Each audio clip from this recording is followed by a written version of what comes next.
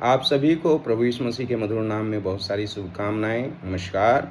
आज हम एक प्रभु के दास का जीवन चरित्र पढ़ने जा रहे हैं और बाइबल में उसके बारे में सिर्फ एक आयत लिखी है, एक वचन है।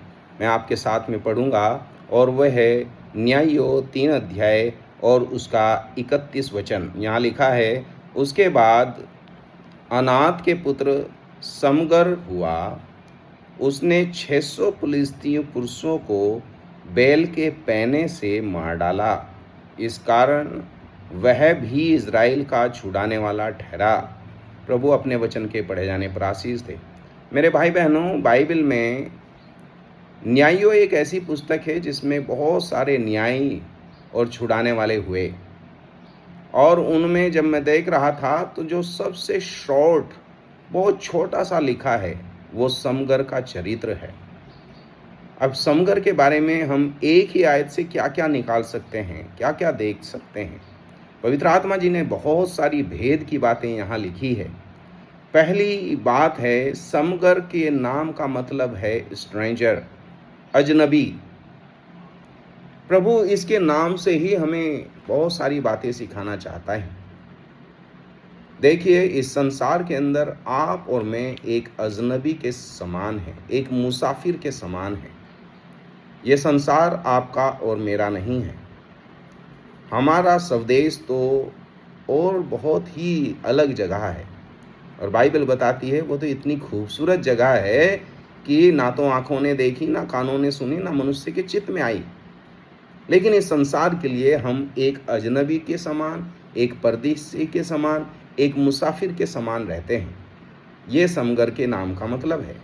अब समगर ने एक ही दिन में 600 फिलिस्ती लोगों को मारा, और वो भी हल के पैने से। जो गांव के लोग हैं वो समझ सकते हैं हल, और हल के पैना किसे कहते हैं। मेरे प्रभु ने भी इस हल का जिक्र किया है।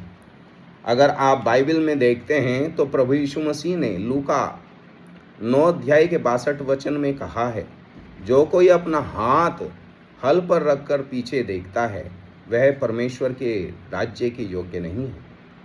मेरे भाई बहनों, ये हल पर हाथ रखना एक सुंदर चरित्र है एक विश्वासी का। जब आप किसी खेत में काम करते हैं तो आप हल के ऊपर हाथ रखते हैं और सिर्फ आगे देखते हैं, पीछे नहीं देखते। मेरे भाई बहनों, आप उस खेत के अंदर हैं।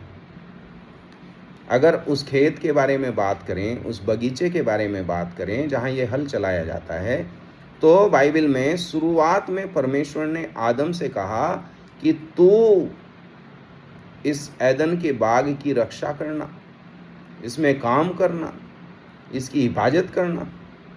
तो एक ड्यूटी तो दी थी परमेश्वर ने आदम को उस बाग में काम करने के लिए, लेकिन वो उसमें फेल हो गया। फिर आप प्रभु यीशु मसीह के पास जाइए। मेरा प्रभु यीशु मसीह वो दूसरा आदम, उस बाग के अंदर उसने काम किया। मेरे भाई बहनों, अगर आप देखते हैं तो गतसमनी के बाग में मेरा प्रभु यीशु मसीह ने कितनी मेहनत की, रो रो कर और आहें भर भर कर प्रार्थना की। उसने मेहनत की। आदम फेल हो गया, लेकिन मेरा प्रभु यीशु मसीह उसने उस बगीचे की रक्षा की। आदम को कहा गया था कि तू इस बगीचे की रक्षा करना, वो नहीं कर पाया, लेकिन मेरे प्रभु यीशु ने गतसमनी के बाग में उस सुंदर बगीचे की रक्षा की, जिस बगीचे में आप और मैं रहते हैं। मेरे भाई बहनों, आज ये जिम्मेदारी आपकी और मेरी है। उस हल को आपको संभाल के रखना है, उसका सही इस्तेमाल करना है, और उस खेत के अंदर जो प्रभु ने आपको सौंपा है, उस बगीचे के अंदर जो प्रभु ने आपको सौंपा है, चाहे वो आपका परिवार हो, आपकी सेवा हो, आपका चर्च हो, आपकी मिनिस्ट्री हो, आपका कोई भी कार्य क्षेत्र हो, जहाँ प्रभु ने आपको रखा है, आप उस हल का इस्तेमाल करें। और मेरे भाई बहनों, सिर्फ आगे देखें, पीछे नहीं। पीछे देखेंगे नुकसान हो जाएगा। दूसरे नंबर पर प्रभु यीशु मसीह ने क्या कहा, और ये मत्ती रचित सुसमाचार के अंदर ऐसा लिखा है 16 अध्याय के 24 वचन में, यदि कोई मेरे पीछे आना चाहे तो अपने आपे का इनकार करे और अपना क्रूस उठाए और मेरे पीछे बोले। मेरे भाई बहनों, आज जो जंग है वो क्रूस की जंग है। आज आप और मैं उस क्रूस को अपने कंधे पर लेकर चलना है। मेरे भाई बहनों, इस समगर ने उस हल से और उस हल के पैने से 600 फिलिस्तियों को मार दिया। मेरे भाई बहनों, आज हमें एक काम प्रभु ने सौंपा है और हमें लोगों को बचाना है। शैतानिक शक्ति मरती हैं जब आप आत्माओं को बचाते हैं।